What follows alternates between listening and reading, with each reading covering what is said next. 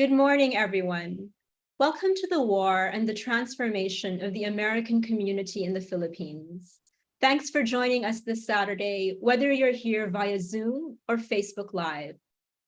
This talk is part of Filipinas Heritage Library's Liberation, War and Hope program, a series of events held in commemoration of the 75th anniversary of the end of World War II.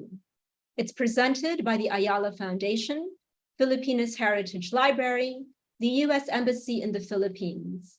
Our official media partner is the Manila Bulletin, a newspaper known for sharing timely stories and timeless truths.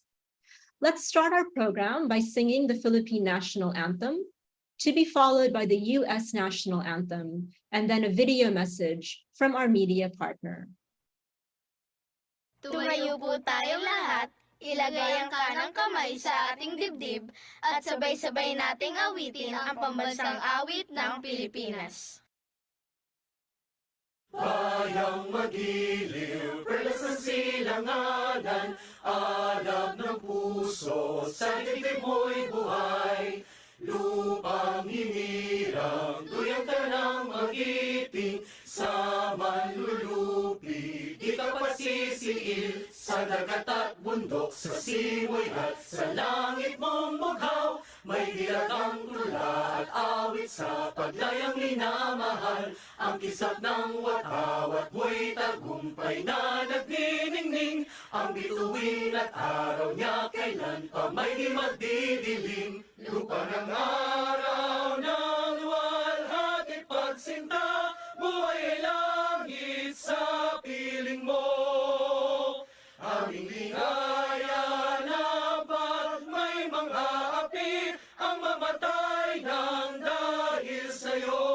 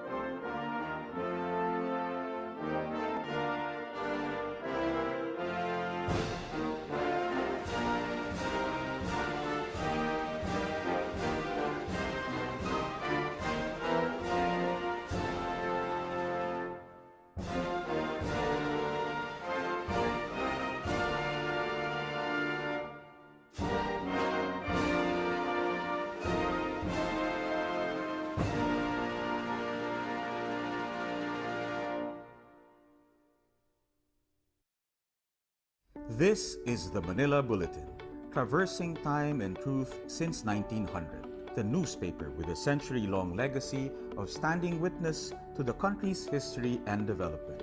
Today, the Manila Bulletin strives to make the nation be fully informed, and the Manila Bulletin will continue to inform, inspire, empower, telling timely stories and timeless truths through this century and beyond.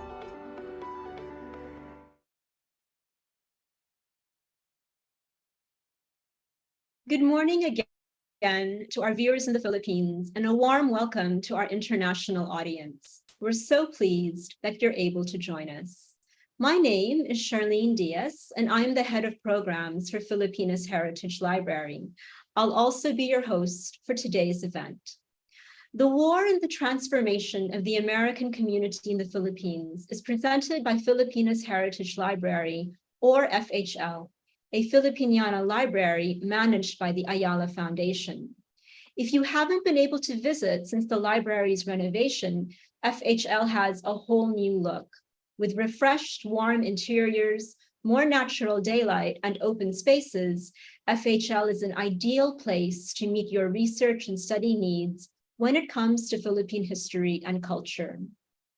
FHL's mission is to spark and stoke interest in the visual, oral, and printed story of the Filipino through its collections of documentary heritage materials, in the form of books, periodicals, documents, photographs, music, video, and digital resources. Today's webinar is part of a series of complementary programs that FHL has been organizing related to World War II, such as exhibitions, lectures, and film screenings to celebrate the library's Roderick Hall collection of books and materials on World War II in the Philippines. The materials were entrusted to FHL by Mr. Roderick Hall, a World War II survivor and generous supporter of the library's World War II collection and programs. Mr. Hall's goal was to raise awareness about the struggles and contributions of our people during the war. We remember Mr. Hall today, who sadly passed away in January of this year. The community lost a staunch advocate of war memory, an ardent supporter, and a beloved patron. FHL is committed to honoring his legacy and continuing his mission of commemorating the struggles and hard-won insights of World War II. Let us pause and observe a few moments of silence in remembrance of Mr. Hall.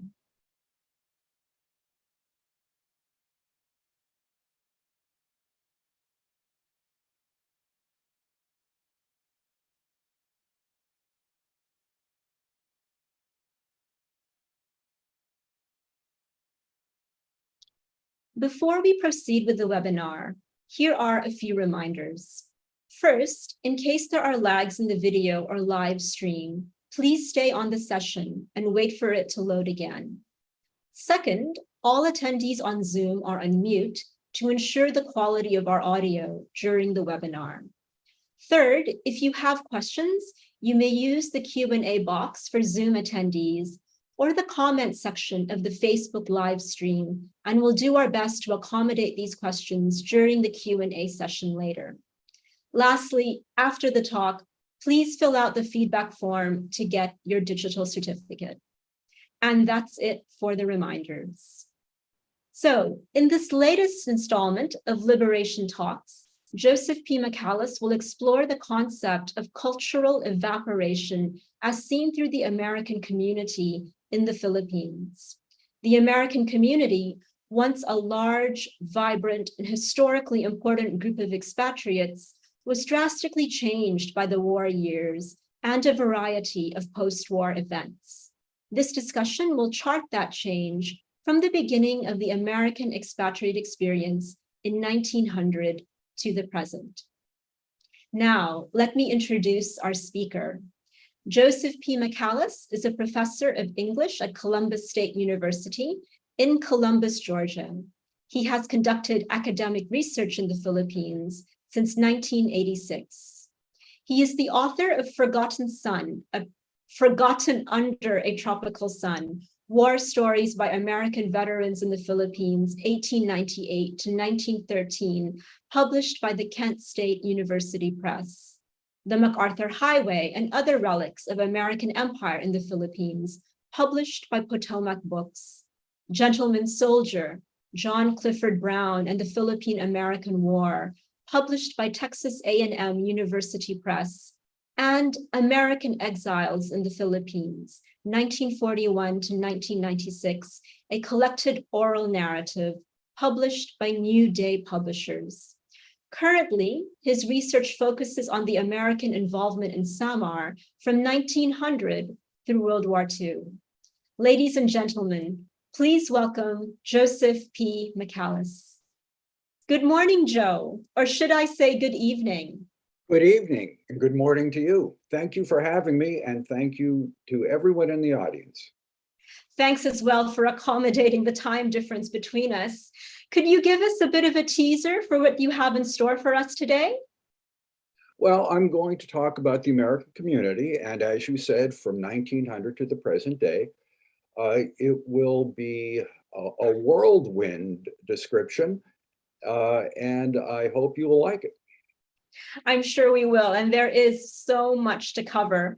But before I turn the floor over to Professor McCallus, I must warn our audience that some of the images you will see are a little disturbing and graphic, particularly during the internment of American expatriates in World War II. So please be careful. And with that, I give the floor to Professor McCallus. Thank you. The inauspicious building you see is the Corinthian Plaza, located on the corner of Paseo de Rojas and Legazpi in Makati. On the second floor is the American Chamber of Commerce. On the top floor is the Elks Club, Lodge 761, the only Elks Club outside of the United States. It is a club in decline. Before World War II, it had about 1,000 members. Today, the membership is a bit above 100. The Elks Club is perhaps emblematic of the decline of the American community in the Philippines, at one time considered to be the world's largest American expatriate population. Today, I would like to talk about that decline, how a once vibrant community transformed into something almost invisible. And this transformation was largely the result of World War II. I will begin with a description of the pre-war expatriates, describe the effects of the war, and then discuss the character of the post-war group. Before I begin, however, I have to provide one important distinction and two important definitions. I will be discussing the American expatriate community, not the US government, although I must hasten to add that the activities of the US government affected the community. The common definition of an expatriate is someone who has left their country of origin to reside in another country, and that is how I will define the term today.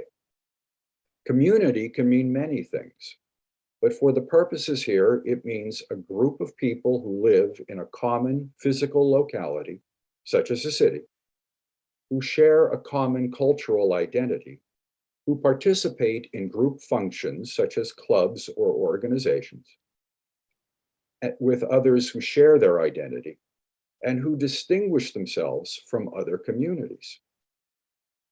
So allow me to begin by asking, who were the pre-war Americans? Why were they in the Philippines? What were they like? How did they interact with their hosts? A former State Department official named Lou Gleek provided foundational works for the study of the American community, and he described it in terms of sequence. The first traces of the community came with the military from 1899 to 1902 during the Philippine-American War. Then, Americans in the Philippines were soldiers and people connected to the military.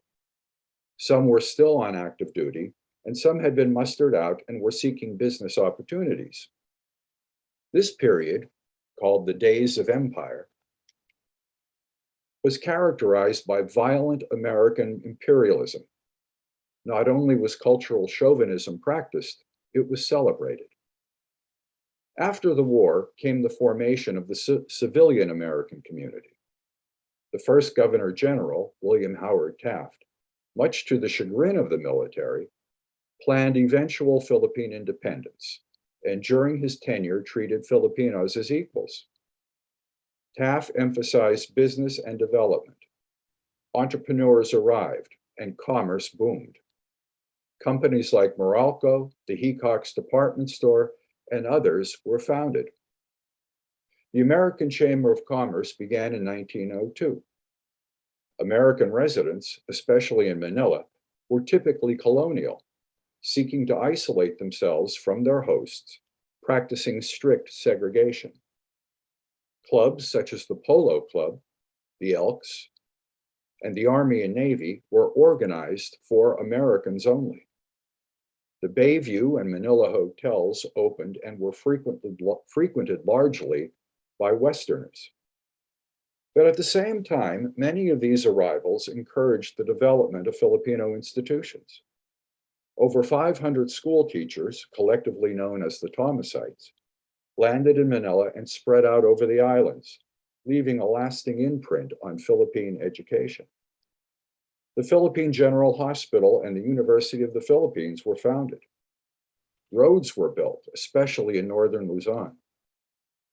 By 1910, there was an estimated 4,000 civilian Americans living in Manila and a smaller number in the provinces. The second decade of the century brought change. Under Governor General Francis Burton Harrison, the US government encouraged the transfer of authority to Filipinos in preparation for Philippine independence. To this end, Harrison replaced American civil servants with Filipinos. These two events were treated with apprehension among the American populace.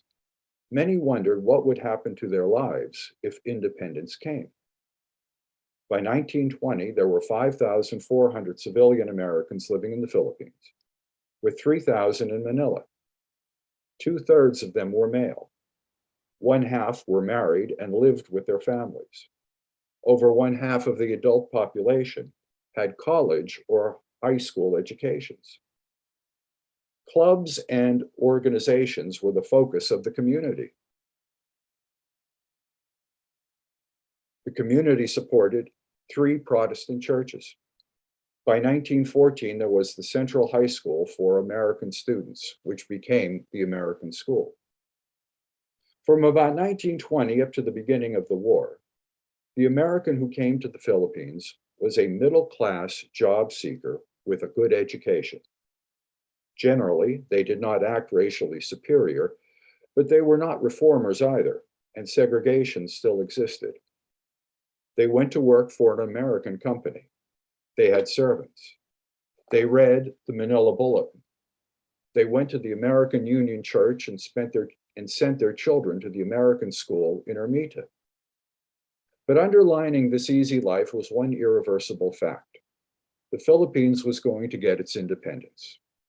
The American had a choice: go back to the States or accept Philippine sovereignty.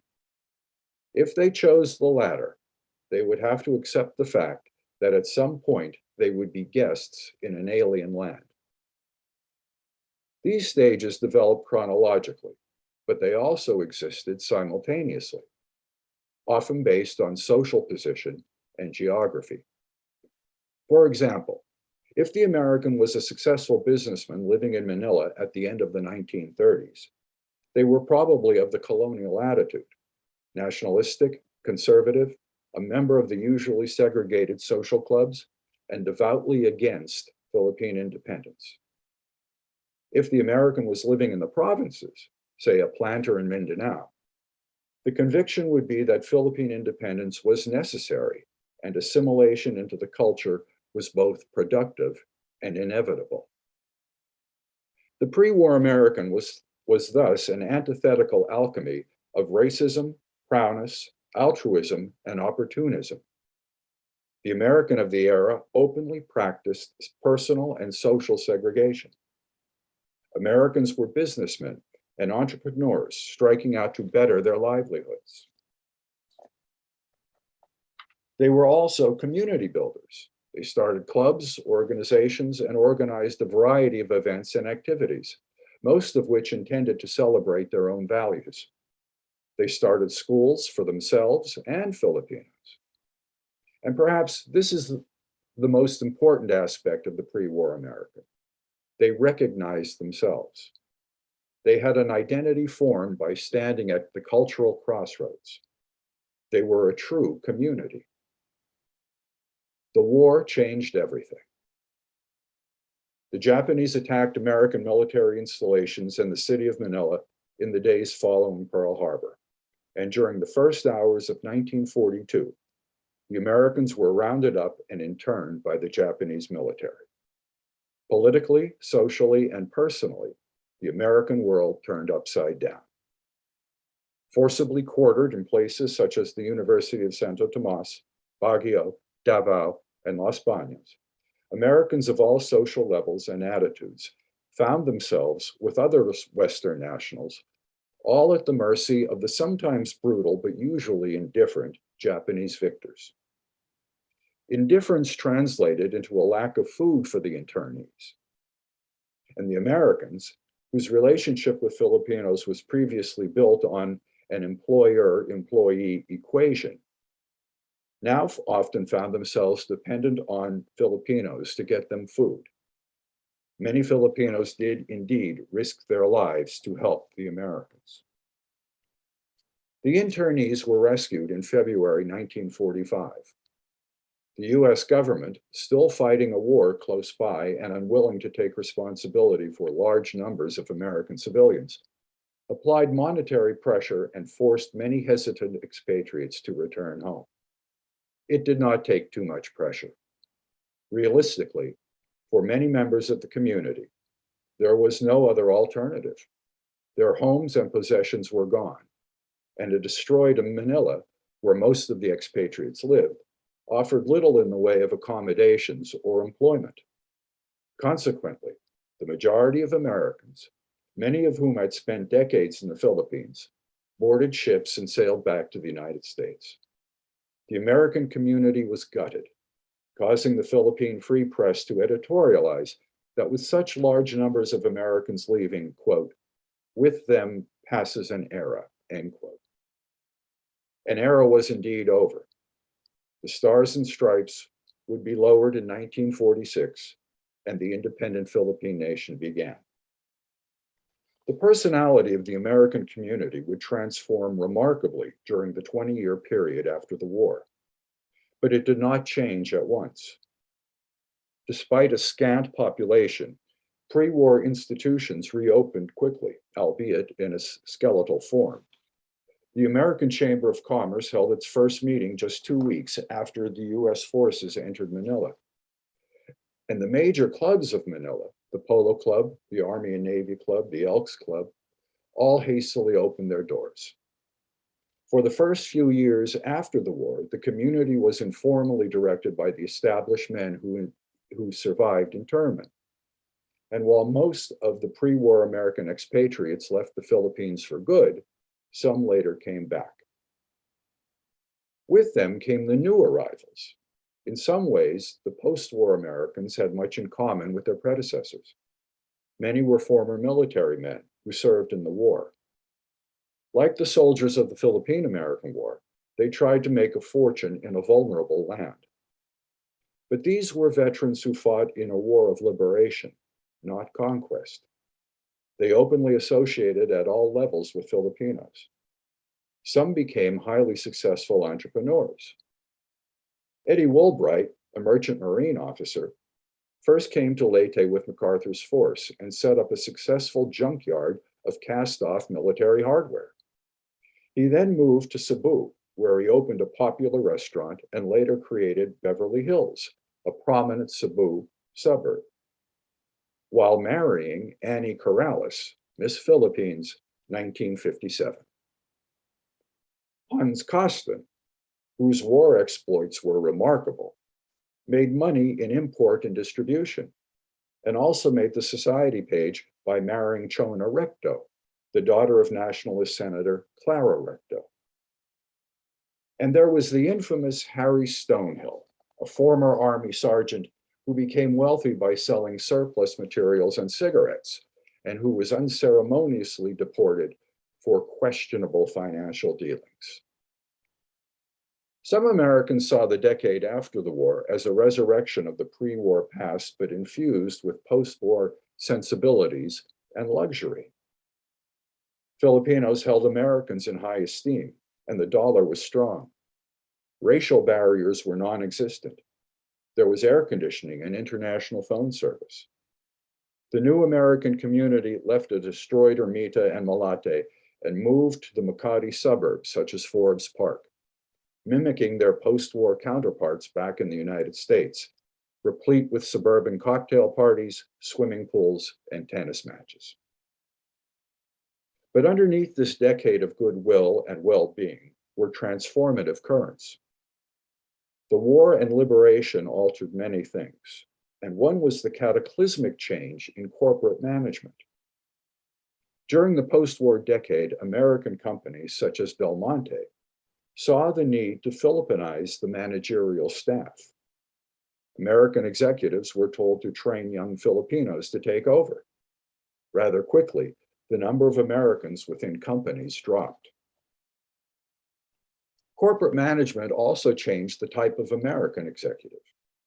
Prior to the war, an American employee of a company such as Caltex or Firestone could expect a fairly long-term commitment to the Philippines. But after the war, an employee could expect a much shorter stay, say 2 to 3 years, and then be transferred back home or to another country. This abbreviated stay produced a major shift in community character. The Americans became short-timers, replacing old-timers. They practiced the professionalism of a modern executive and not the paternalism of the colonial manager. This resulted in a striking lack of commitment to the American community. Generally, apart from sending their children to an international school, the new Americans engaged little in American organizations. The movement from an almost familial group of pre-war expatriates to an amorphous assortment of post-war transnationals completely altered the community identity. But important political events also affected the Americans. In 1955, the Laurel-Langley Agreement amended the 1946 Bell Trade Act. Along with commercial benefits, the latter gave US citizens equal rights with Filipinos in the exploitation of natural resources and operation of public utilities. The former, Laurel-Langley, improved the commercial inequities, but allowed the parity agreement to be settled by the Philippine courts. While most expatriates were not directly affected, the parity agreement did rattle the community. Like post-war young Americans, young Filipinos in the 1960s were markedly different from preceding generations. Most had no recollection of MacArthur and the war experience. More nationalistic and less accommodating to the American presence in the country, the students were particularly galvanized by the Vietnam War and demonstrated against the US military bases at Clark and Subic. These demonstrations sent shockwaves through the expatriate community. The morale of the community suffered under the stress of the anti-American student protests of the 1960s.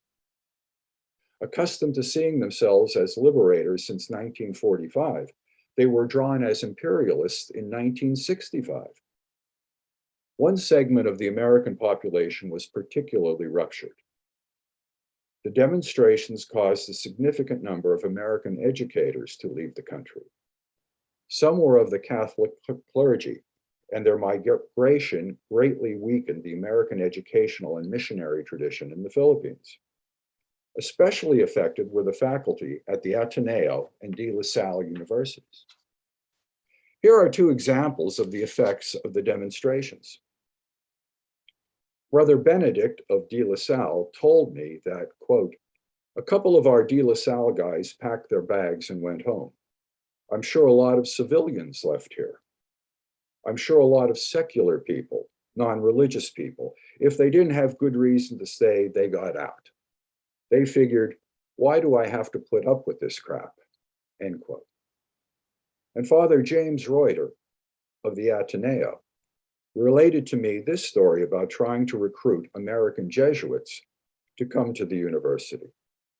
The recruiter, quote, "was offering terms as easy as could be. Could you come here for 3 years, or 2 years, or 1 year, or 6 months? That was it. We needed men. Now, how many volunteers do you think he got? None. Not one. Not one. Because they said, now look, you're crazy. If they hate us there, why should we go there? I mean, if they don't want us, all right, let them take care of themselves." That's the way they thought. So the demonstrations really had an impact, end quote. The demonstrations occurred under President Ferdinand Marcos, and they were used to justify martial law. It seems evident that the Americans under martial law faced a number of challenges. As foreign nationals, they had to be wary of the personal restrictions placed on the population, such as the curfew. And while these cases were few in number, there were Americans, such as Eddie Woolbright and Father Reuter, who were arrested for supposed political activities. Despite the demonstrations and martial law, altruistic Americans came to the Philippines. Peace Corps volunteers echoed their Thomasite predecessors, offering their service to the country, and they continue to serve today. Perhaps the terminal punctuation mark in the American experience was the closing of the military bases at Clark and Subic Bay. In 1991, after a ferocious national debate, the Philippine Senate voted to end the bases agreement. Nearly a century of American military presence was over. Many Americans in the Philippines were ambivalent about the pullout. But as the last ship sailed out of Subic in 1992, all knew it took with it one of the last physical links to the homeland. Lou Gleek argued the American community ended in 1964, but I'm not prepared to say it has ended completely. Certainly, there are groups of Americans that constitute the term community. For example, in both Angeles City and Olongapo, there are military retirees numbering in the thousands that support VFW and American Legion chapters. Both places have a retired activities office that provides services to former military personnel. In Angeles, there is a large American cemetery outside the former Clark Air Force Base. Without question, these are American communities. And there are organizations in Manila, the American Association of the Philippines, the Elks, Democrats and Republicans Abroad. How effective these are in gluing together the contemporary expatriates is uncertain. But Gleek might be right in that after the war, overall, the community eventually lost its identity. The war removed a large number of older expatriate families. The replacing of American executives by young Filipinos dramatically reduced the number of Americans. Many of the Americans who came after the war, because of the transient corporate policies, saw no need to be involved either in their community or in Filipino endeavors, and the American identity was further weakened. The often intemperate attacks on US conduct by Filipino nationalists affected expatriate morale, suggesting to Americans that their presence would become intolerable and causing some to leave and others to retreat into small groups with no thought to community involvement. The post-war people who did put down roots here usually married into Filipino families, with their children attending Filipino schools, and spent their social lives more with Filipinos than Americans. Now, for the most part, the American community has become essentially invisible. Thank you.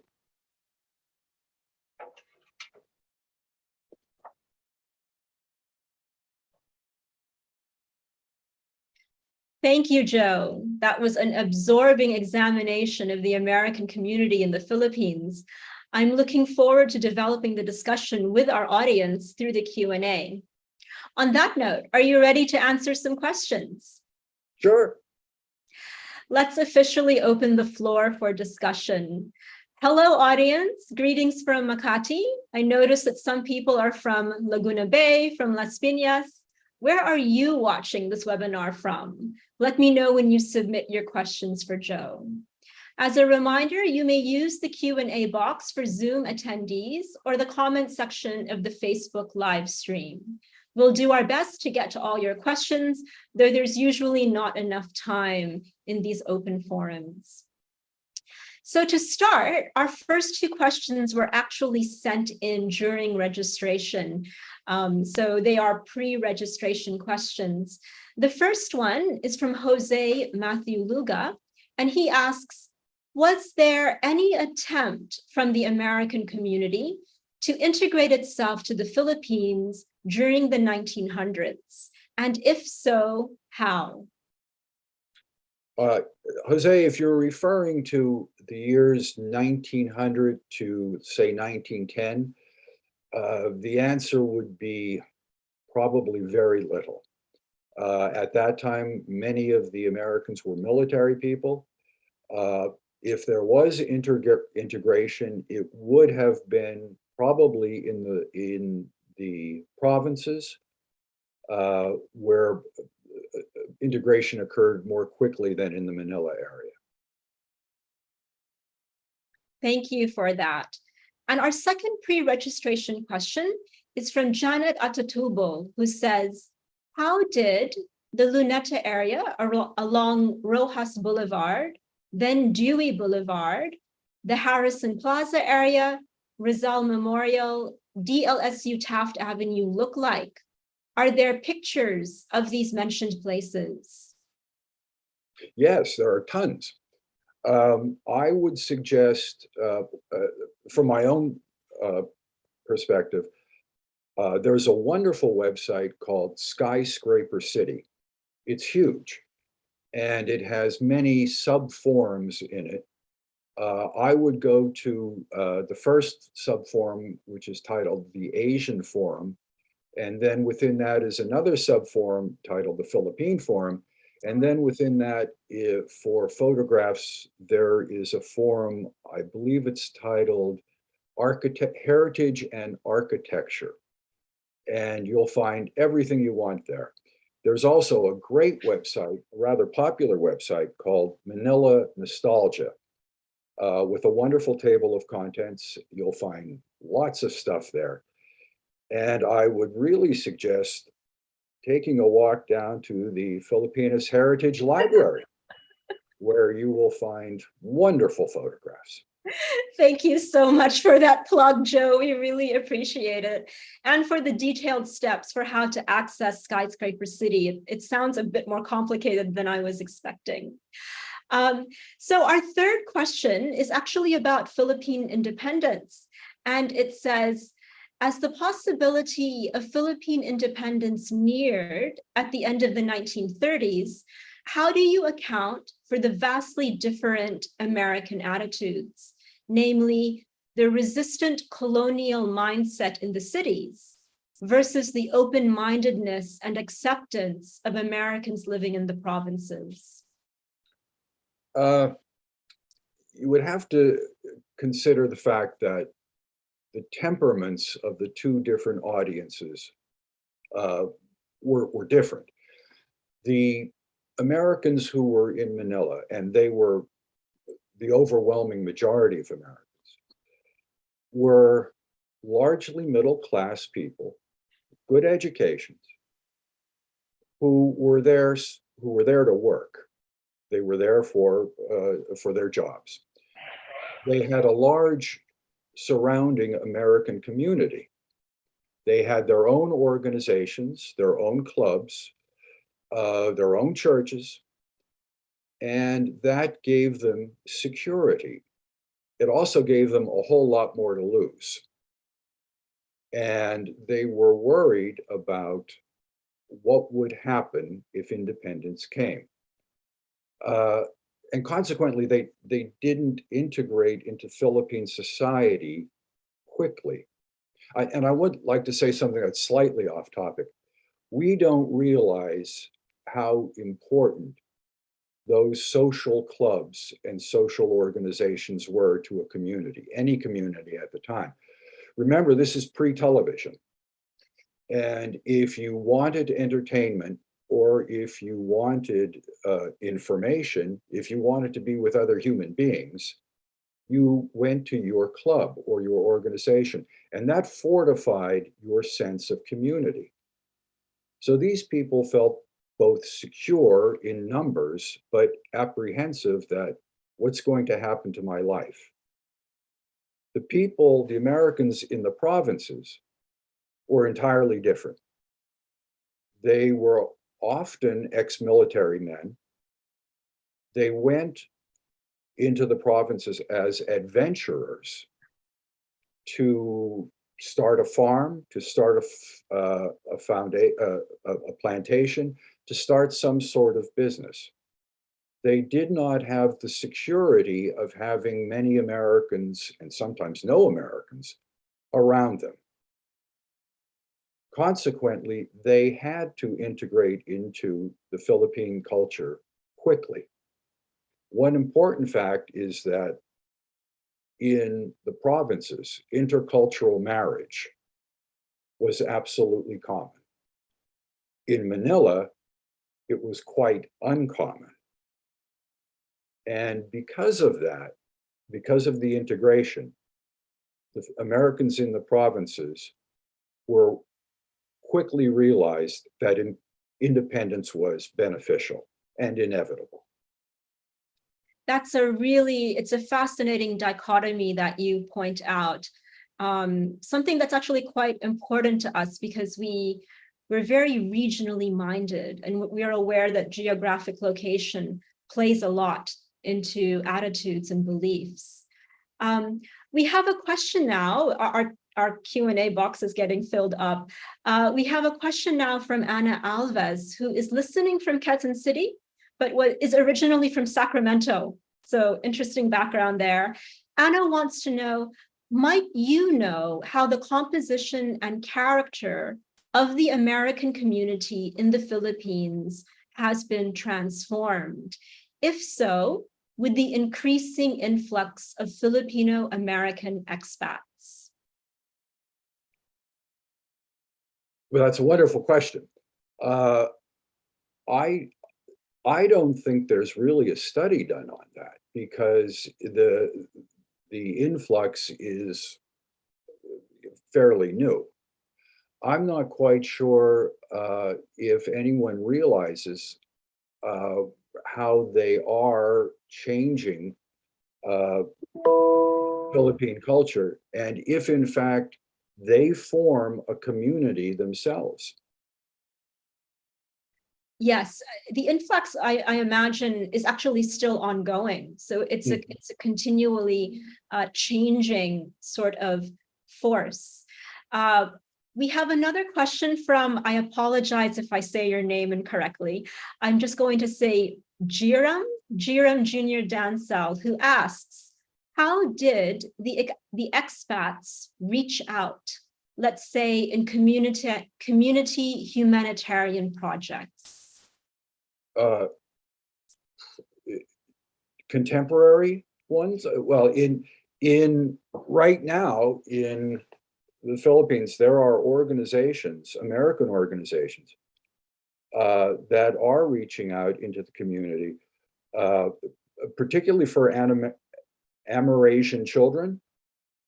We have the American Association of the Philippines. There is the Philippine American Guardian Association. The Elks Club does a lot with Amerasian children. So there are examples here in Manila.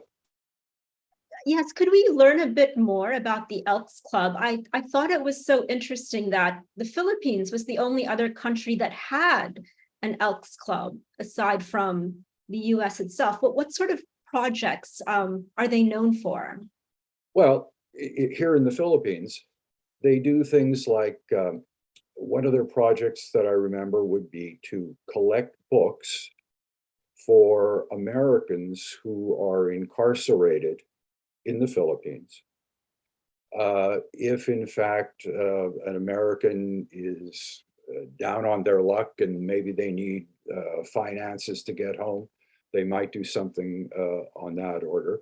And they're the same things essentially that the American Association does as well.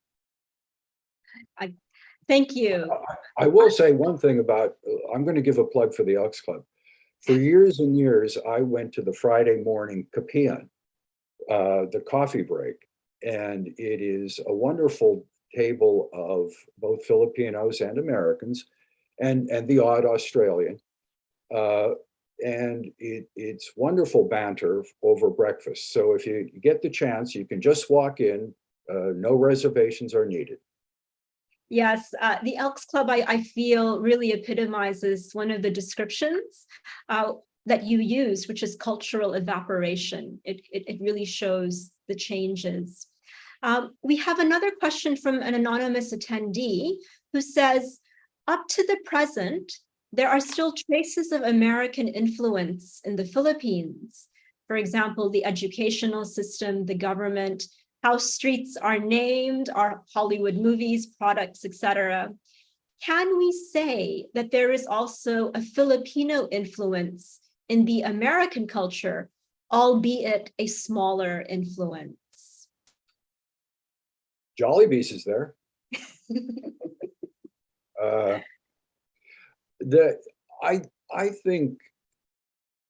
I think there is.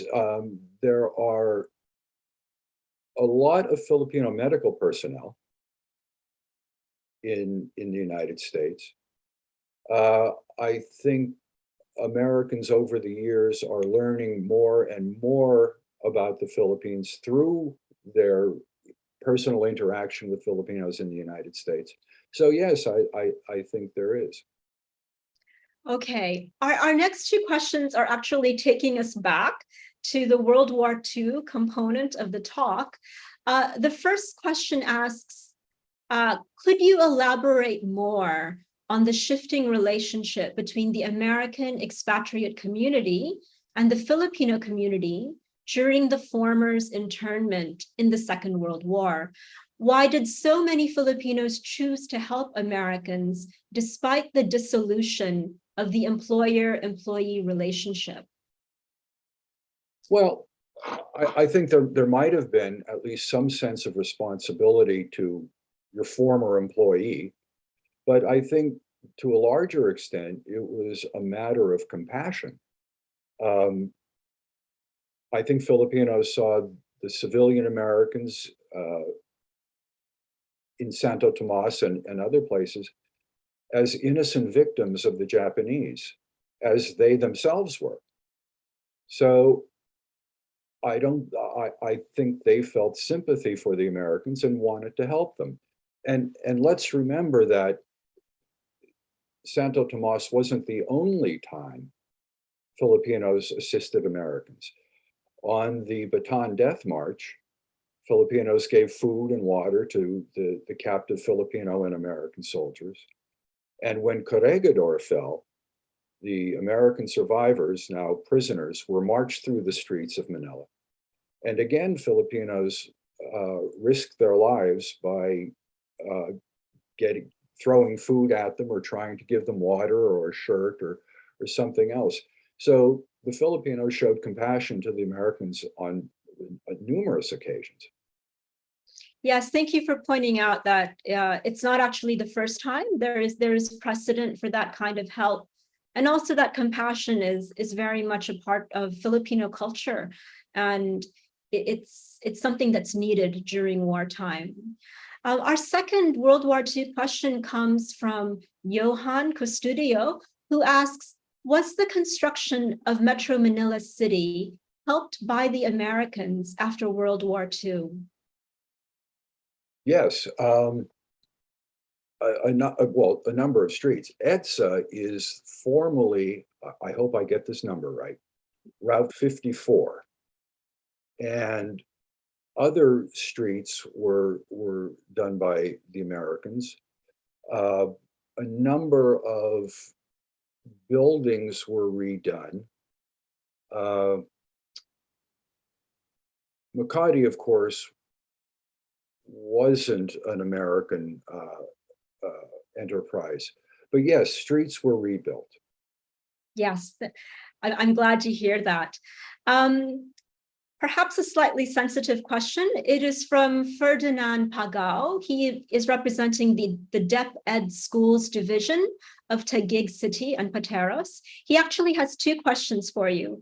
The first one is about the US military bases. Was the termination of the US military bases a contributory to the decrease of American nationals or expatriates in the Philippines? No, I don't think it was. I think the American, the civilian, the non-military expatriates were ambivalent about them. I mean, they realized they were a sore point, and that by the Americans leaving, things would not be so volatile. And you have to remember, this is 1991, 1992. The Cold War was empty, or was over. The Soviet Union was gone. There were, at that time, China did not have much of an air force or a navy, so they were no threats. So there wasn't really a need for the American bases anymore. And I'm convinced, and this is just a personal opinion, that when the Philippine Senate voted to end the bases contract, the agreement, there were champagne corks popping in Washington. I think the American government was secretly quite happy that the whole thing was over. Now, I think it's ended now with the Spratlys. The Spratlys have thrown a different Wrench. on everything. Yes, so I think now things have changed. That's a bit brave of you to say, Joe, about popping champagne cork bottles in Washington. But the second question, also from Sir Ferdinand, says, to date, where is the most American expatriates concentration to be found? And what motivated them to settle in said places? I think the largest would be in the military, in concentrated form. The largest would be in Angeles and Alonso, the military retirees. Okay. I mean, in terms of numbers, there are probably more in Manila, but I don't see much of a community. Yes. It's again that issue of, as I was about to say, a community in the provinces versus more the transnational corporates here in the city, Exactly. as you pointed out. We have a question now from, sorry, I can't read it, Mercedita Menes, who asks, what American organization can we connect with regarding the educational sector? It's a bit broad, so you can choose how to answer that. For that, I think the starting point would probably be the State Department, the embassy.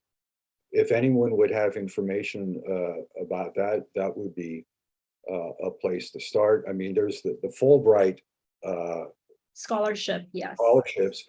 You could look at that as well. I would start with the State Department. Yes, I would agree. The embassy does have a number of scholarships, grants for research opportunities, so it would be a good starting point. There are so many questions here. Let's go now to from Rusty Lean Beltran, who says, hello, Sir Joseph McCallus. How did the American communities adapt to the Philippine society, either in social, religion, academic, etc., during the pre-war years, specifically the 10-year transition of power from American colonial government to an independent Philippines? Well, again, as I mentioned, in Manila, the community was in some ways an enclave. They were secure in themselves, except they weren't quite sure what they were going to do with independence. I don't think at that time there was really a whole lot of true integration into the Philippine culture. For example, even into the 1930s, intercultural marriage was frowned upon in Manila by the American society. It wasn't in the provinces, but it was in Manila. Yes, it really took the war to break down those boundaries, those sorts of racial boundaries. Yes, the war killed it. We have a question now from Omar Tiwana. Special shout out to you, Omar. Omar asks, Professor McCallus, do you see the increasing rise of Taiwan as a political hotspot for possible Sino-US confrontation as a harbinger of a more visible American community in the Philippines over the next decade? And Omar is based here in Makati. I think we're in an increasingly dangerous situation. To get a definitive answer, I think we would have to call the good folks in Beijing and find out what their plans are. Do I think, if I can read into that question, do I think there's going to be a return of the US military to the Philippines? I think it's a possibility, yeah. Yes, it feels like the tensions are starting to ratchet up, especially over the Spratlys. We also have a question related to education from Ernesto, who asks, many private religious learning institutions were put up during the American colonial period. Was this on the sole initiative of the religious congregations, or did the colonial government encourage or invite them to put up their schools here? Good question. There were universities such as Silliman in Dumaguete, that is, if I'm not mistaken, a Presbyterian school. That was a private venture. Did the American government, shall we say, attempt to export religious missionaries to the US? Yes, they did. And quite frankly, it was in some ways to counter the Spanish Catholic dominance in the country. And I'm not saying Silliman was like that, but the United States, I think, did that to a certain degree because they were wary. Remember, when the Americans came in, they demanded a separation of church and state, particularly in the educational system, which did not really exist prior to that. So yes, I think they did try in some ways to influence religious education in the Philippines. And afterwards, American Jesuits, such as Father Reuter, came in mass in the 1920s and 30s. Yeah, Ernesto very cleverly has a follow-up question, also related to what you just said about Father Reuter, but he asks, when the Thomasite teachers were recruited, what was their motivation, or what enticement was offered by the American government to these individuals? Well, in terms of enticement, I'm not quite sure, but I can say that I think they were altruistic people. I think they, and frankly, quite courageous people. They honestly wanted to come and help. Now, I'm quite sure as well that their fares were paid by the US government, to come over here. Whether or not, I can't seem to remember if they were on the government payroll or not. They may have been. I see. The next question is a bit it's very focused locally, actually, so we will understand if you don't have such specific information. But an anonymous attendee says, what was the American community like in Baguio before the war, given that establishments such as the Baguio County Country Club were originally founded to segregate Americans from locals? What was the relationship like with the Baguio locals? So it seems to be a bit of a microcosm, similar to Manila, where there was segregation with these sorts of clubs. There was segregation there as well. If my memory serves me correctly, there were about 650 Americans in Baguio prior to the war. I hope I got that figure right. They were the Baguio community headed by the Halsema family.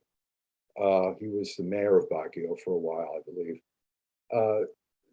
They were isolated, but it was a strong community. The Brent School was there. Yes, that's right. Brent is there.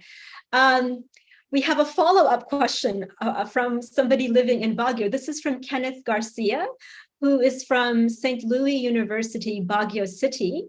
And he writes, apropos to language barriers, what are the American expatriates' language adjustments, particularly those based in provinces with fascinating, complex indigenous languages? Now or then? I mean, pre-war? I think it would be up to you, perhaps, to determine the scope of when this would be. I would imagine that many of the pre-war people were able to learn the dialects. I think missionaries had to learn the dialects.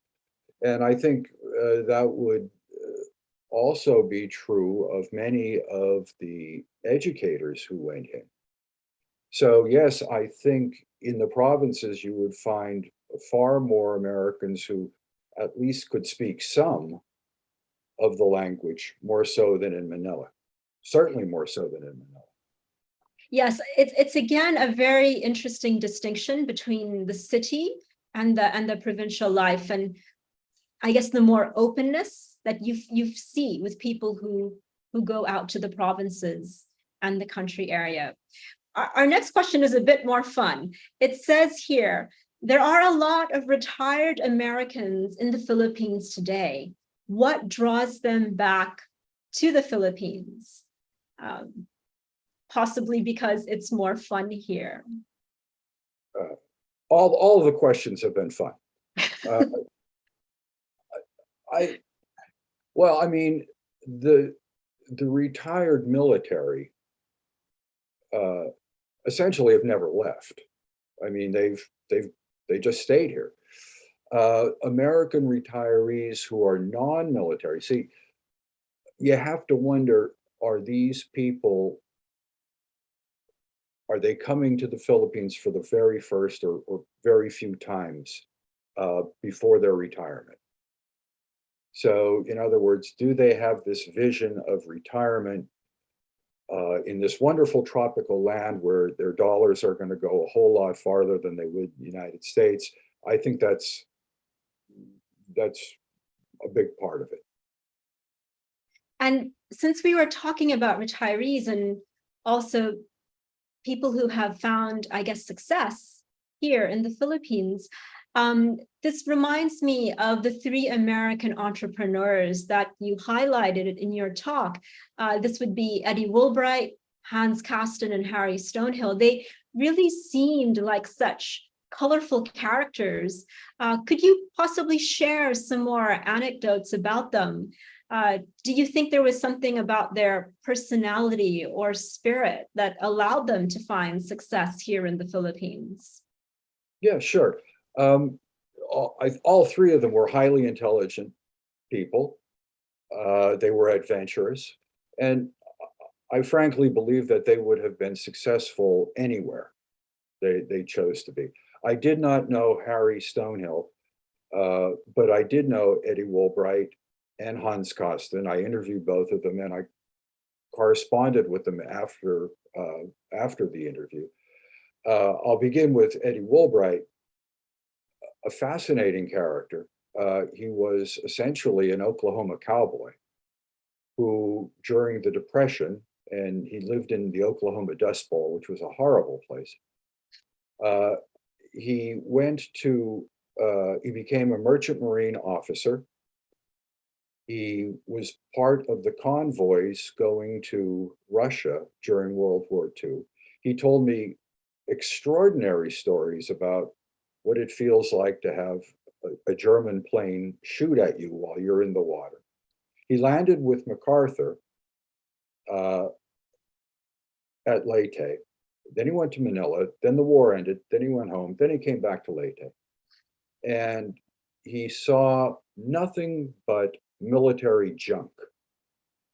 So he decided to open up a junkyard. And he made money. And then he ran out of junk because he sold it all. So then he moved to Cebu. And but I forgot, I moved to Cebu too quickly.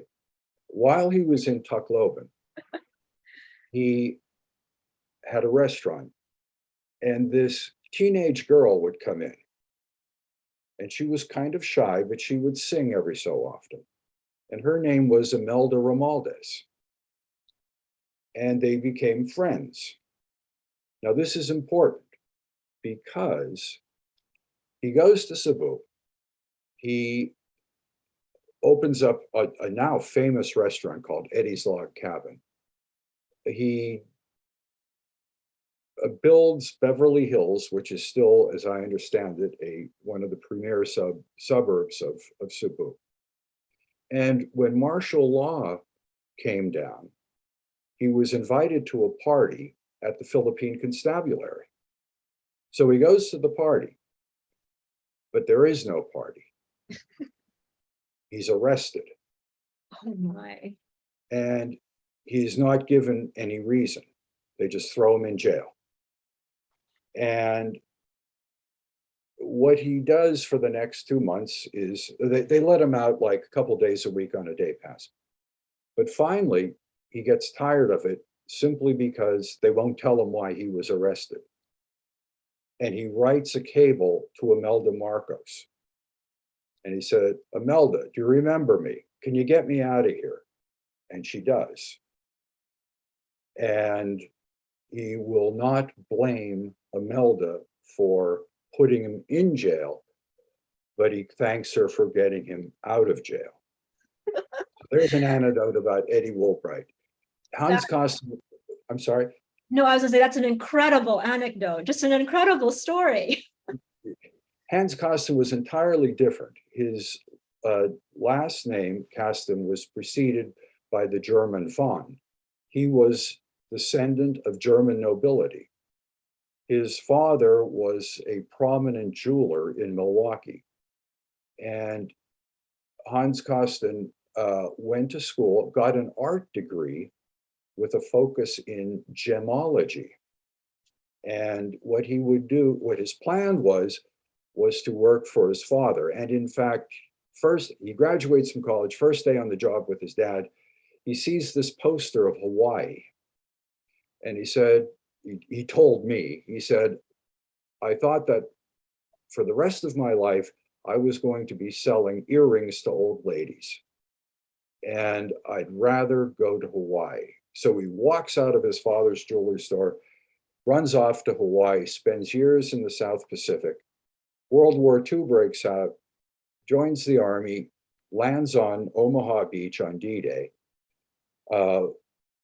gets captured during the Battle of the Bulge, escapes twice, is beaten. The second time he was caught, he was severely beaten by his German captors. But anyway, ends up in Manila right after the war.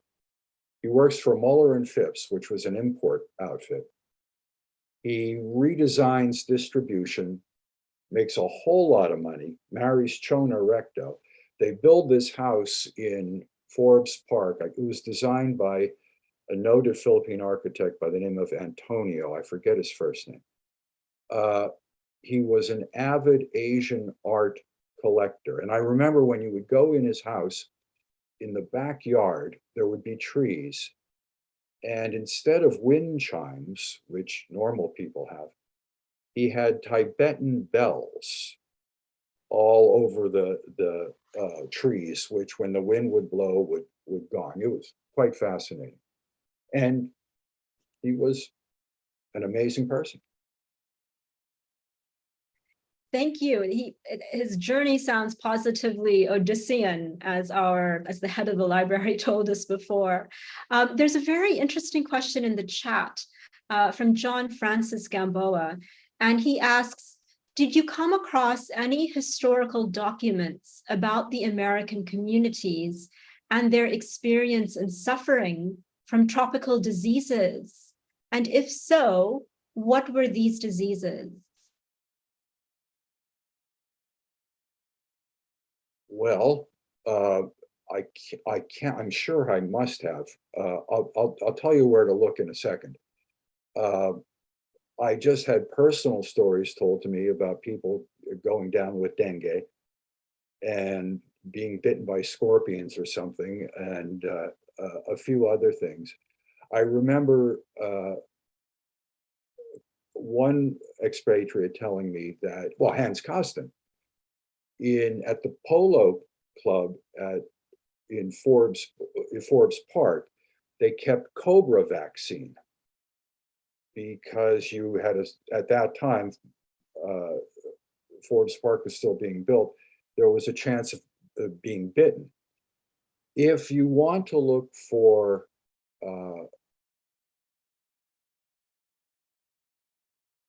things on diseases, you want to go, and there's a journal called the Bulletin of the American Historical Collection.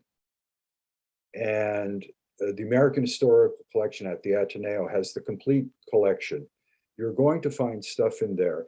There was a doctor by the name, I believe, Turnbull, who wrote a book, and some of it was serialized in the Bulletin of the American Historical Collection. So that's where I would start. Yes, I was just told that today cobra antivenom actually continues to be quite rare here in the Philippines. So that's another amazing story. A few more questions, Joe. How are you holding up? You're okay. Sure. So Yeah. we have a follow-up question from Omar, who asked a difficult question earlier about Sino relations, but this one is also very interesting. His question is, Professor McCallus, in your research covering Americans in the Philippines, did you come across any compelling stories of Black Americans, either pre or post World War II, living in the Philippines and their experiences here? And for instance, promoting Filipino jazz or even Black gospel music here in the Philippines? Well, there was a famous restaurant, pre-war restaurant by the name of, titled Tom's Dixie Chicken, Tom's Dixie whatever, was owned by a Black American. There was, and I'm sorry, I can't remember the names. There was an African-American conductor who formed, I believe it was the Philippine Constabulary Band. And he would play, and he was essentially he was a wonderful composer. And he would play on the Luneta and for very high audiences. There are the sad stories of African-American military soldiers during the Philippine-American War. There is quite a bit of history for African Americans in the Philippines, pre-war. That sounds fascinating, something that perhaps isn't as developed as it could be as a topic. But I love that question and bringing in the idea of jazz influences here. It's something we can perhaps explore in the future. Well, I'm sorry, there have been great Filipino jazz players, Bobby Enriquez, people like that.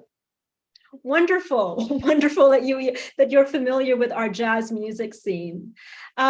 We have another question from Harold. This is really changing topics now, but Harold asks, was there a move to make the Philippines a US state? If yes, what would have been the advantages and disadvantages of that move for the Filipino people? Well, early on, there was talk about it. I mean, that there was a possibility of statehood. I don't think it was ever seriously considered by the American Senate. There were supporters of Philippine statehood in the Philippines for years and years and years. I mean, both pre and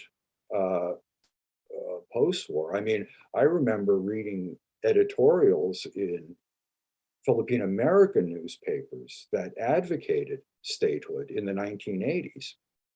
So it died a long death.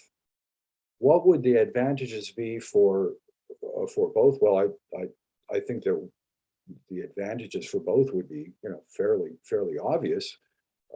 The United States, with all the advantages of the tax system and everything else, it would probably be, I mean, in terms of physical, the physical problems, I think, might be a little daunting. Yes. There are two questions here from Johan on opposite ends of the spectrum. The first takes us all the way back to Spanish colonization. And Johan is wondering, were there actually Americans in the Philippines during this time? A few with vested business interest. There were Americans who came in the 1880s, and one of the famous ones is Dean Worcester, who was a zoologist. And this is rather interesting, he was with a team of American zoologists. And I believe it was in 1887, they went throughout the whole archipelago. And he did very, very solid research. And he went home and he wrote a book called I hope I get this right, The Philippine Islands and Its People. And when the Filipino-American War broke out, the American government knew absolutely nothing about the Philippines. And they said, where can we find information on them? And someone came up with this book. I mean, physically said, well, here's a book on it. And it's by this guy named Worcester. And so they got Worcester, who was an academic, and they put him with the Taft Commission, or the Taft people. They sent him over here. And he started doing all sorts of wonderful things. He helped start the General Hospital. He started the Department of Public Health, and public health was his passion. He ended up having his reputation smirched by accusations of opportunism. But yeah, he came here before the Spanish-American War.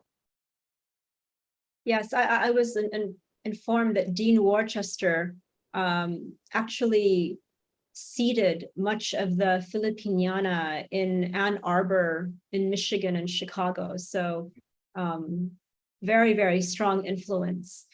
And the second question from Johan takes us to the opposite end from Spain.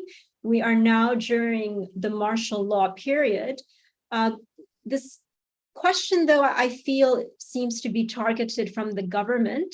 And I would also be interested in learning more about the American community here in the Philippines and their experiences during martial law.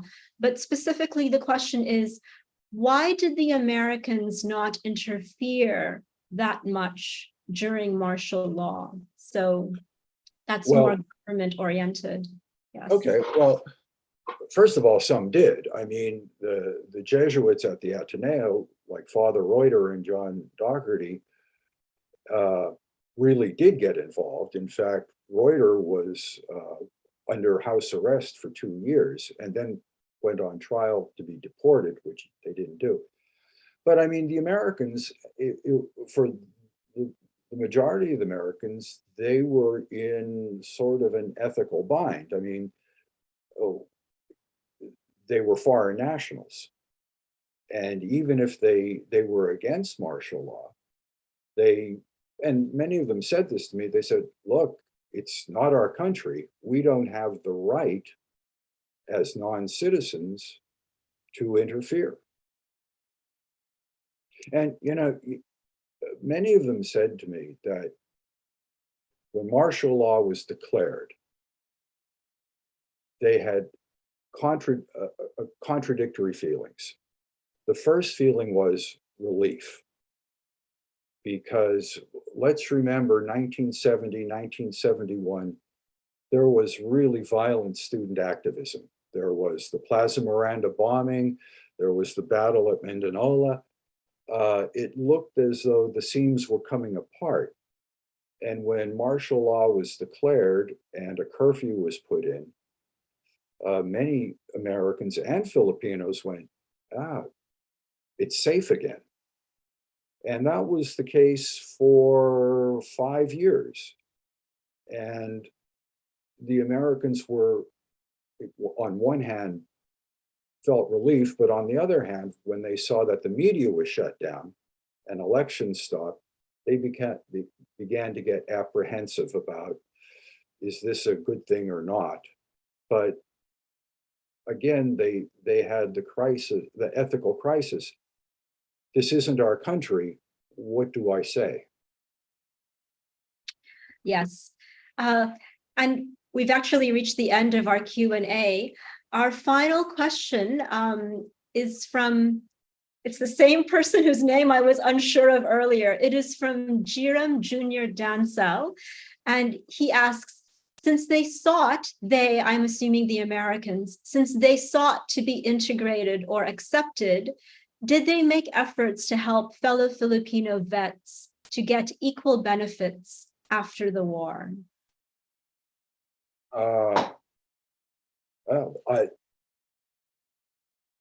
I honestly don't know. Filipinos not getting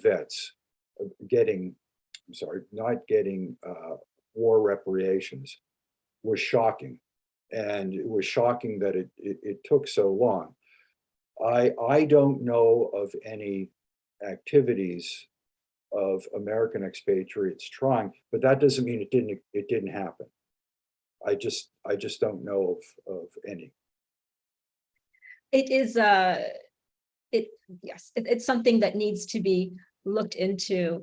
And that brings us to the end of our Q&A, Joe, which was actually almost an hour. Thank you for the wonderful presentation and for the engaging discussion. And of course, we also want to thank our audience for sending in your questions and from simply joining us today, wherever you are. Your participation has been invaluable. Joe, do you have any final words that you'd like to say? No, I had a blast. Thank you, and thank all of the people who gave up their Saturday morning to hear me ramble on. Thank you for giving up your Friday evening. It's already getting quite late there. We really appreciate your time. Okay, thank you, and bye-bye. Okay, goodbye. So, as mentioned earlier, this activity is part of Liberation, War, and Hope, FHL's commemorative events for the 75th anniversary of the end of World War II. We'd like to take this moment to thank those who helped us source images for this talk. First, there is Lou Gopal of Manila Nostalgia, who Joe also mentioned in his recommendations. Lou's website is a treasure trove of images. We'd also like to thank Aldo Enriquez and Rosalind Dino of the American Historical Collection and Simon De Leon from the De La Salle University Library. Please don't forget to follow FHL's social media pages for updates, as well as the Ayala Foundation, the Ayala Museum, the U.S. Embassy in the Philippines, and the Manila Bulletin. You can find us all on Facebook, Twitter, Instagram, and YouTube. The Ayala Museum and the Filipinas Heritage Library are open to on-site visitors and researchers. To book a visit or to learn about our upcoming programs, go to ayalamuseum.org and filipinaslibrary.org.ph. At FHL, you can explore the Roderick Hall collection and learn more about the experiences of Filipinos and Americans during World War II. As a final reminder, Liberation, War, and Hope is a free exhibit on the second floor of the Ayala Museum. We're pleased to announce that the exhibit has been extended until Sunday, October 23, so there's still time for you to plan your visit. Please stay safe and stay healthy. See you at our next webinar.